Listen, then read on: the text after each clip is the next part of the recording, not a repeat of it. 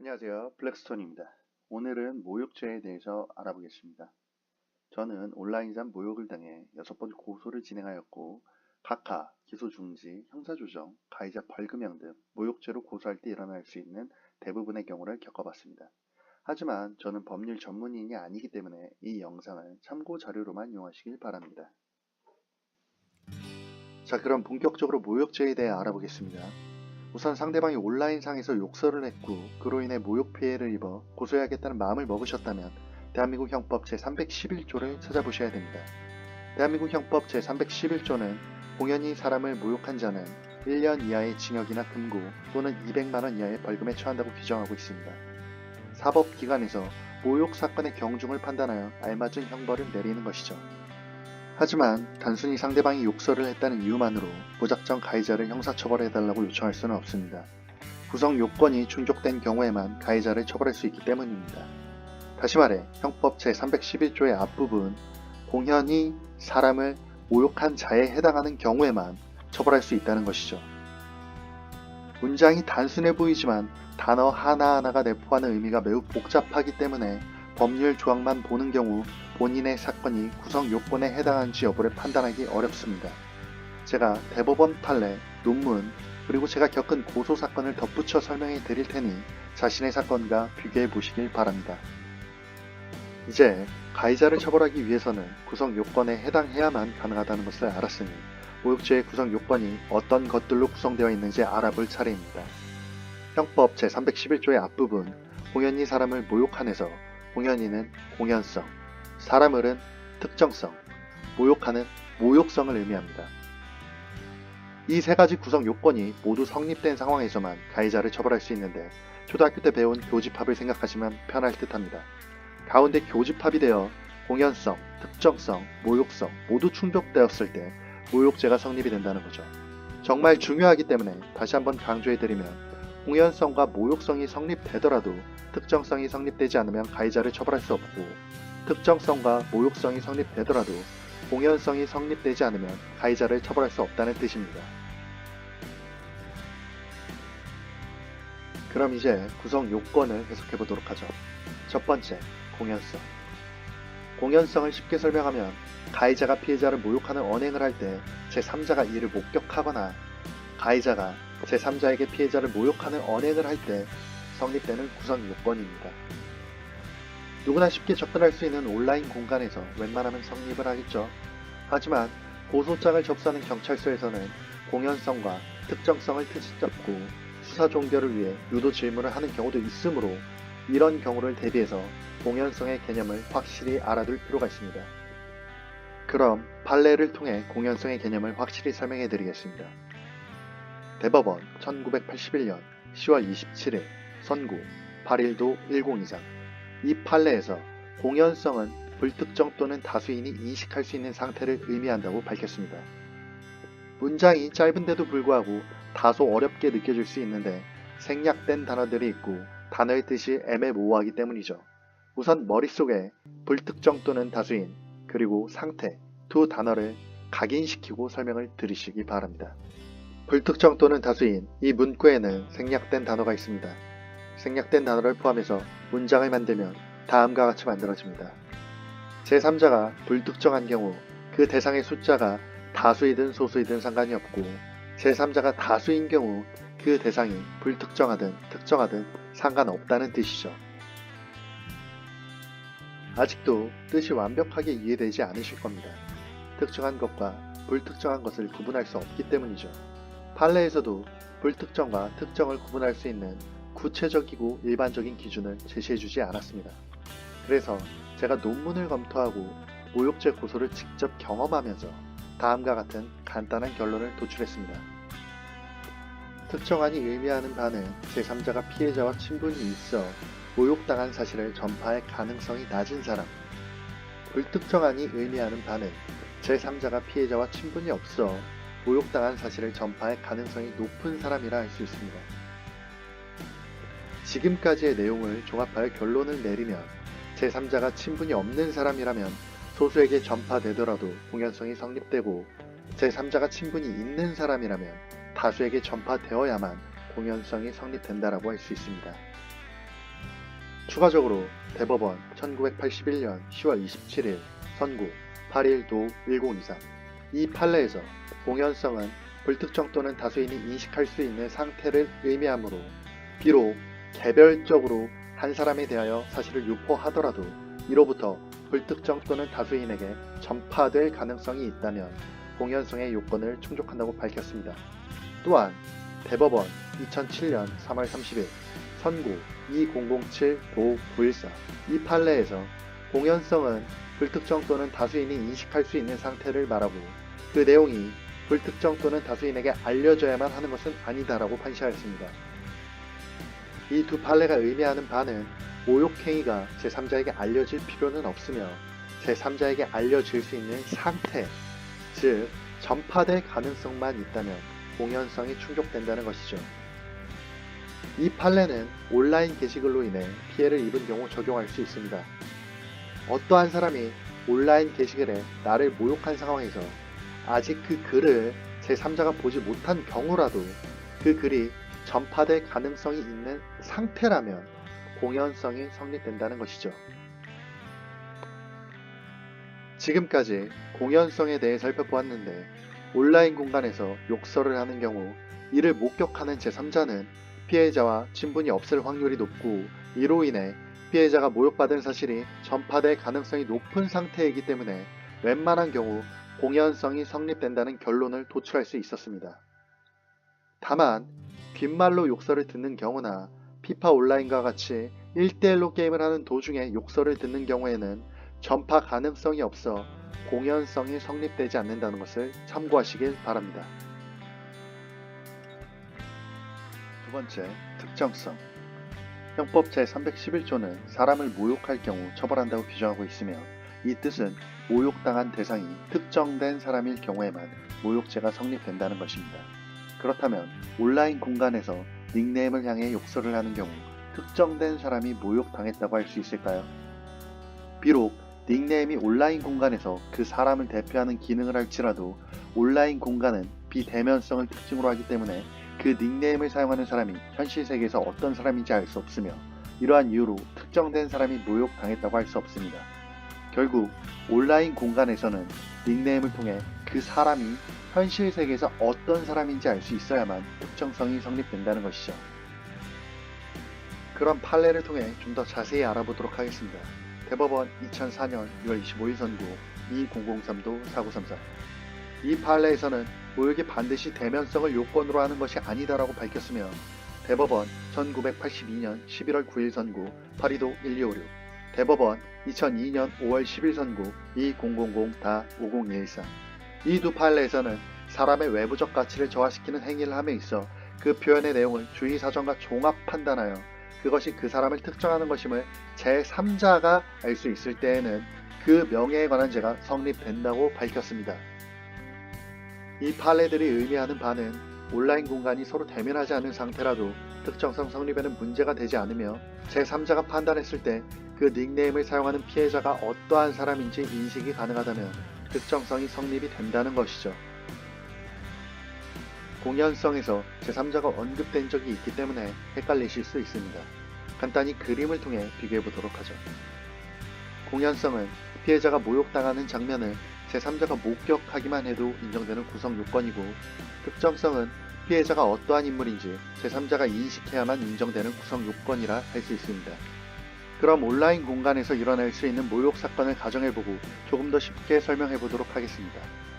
다수가 모욕 게임을 하는 공간에서 어떠한 사람이 저에게 블랙스톤 XS 새끼라는 욕을 했다고 가정해보죠.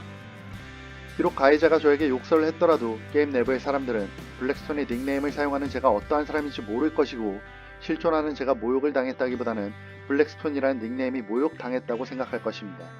결국 특정성 성립이 되지 않는 것이죠.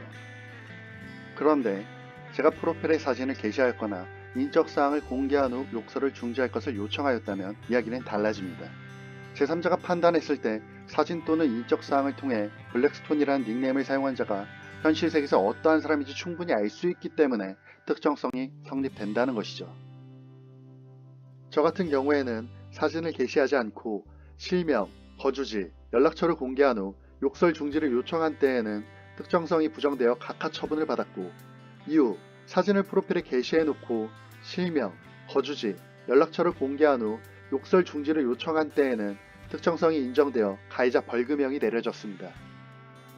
제가 생각하기에는 사진이 게시되지 않고 실명, 거주지, 연락처만 공개하더라도 다른 사람과 구별될 수 있어 특정성이 인정된다고 판단하지만 사법기관과 수사기관에서는 어느 누가 보더라도 그 사람이라는 것을 인지할 수 있을 정도로 구체적이어야 인정하는 듯 합니다.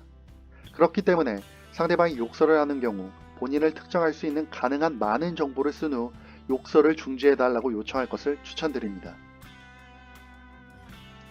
지금까지 특정성에 대해 알아봤는데 본인의 사진이 게시되어 있고 인적사항을 공개한 경우 닉네임과 실존한 인물 간의 규범적 연결고리가 생겨 제3자는 닉네임 배우에 실존하는 인물이 어떠한 사람인지 파악할 수 있을 것이며 피해자가 모욕 피해를 받을 때 피해자가 특정되어 모욕받는다는 것을 알 수 있기 때문에 특정성이 인정된다는 결론을 도출할 수 있었습니다.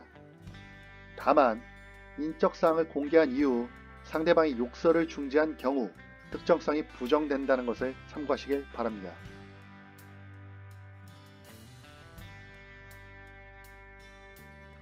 구성 요건의 마지막, 모욕성.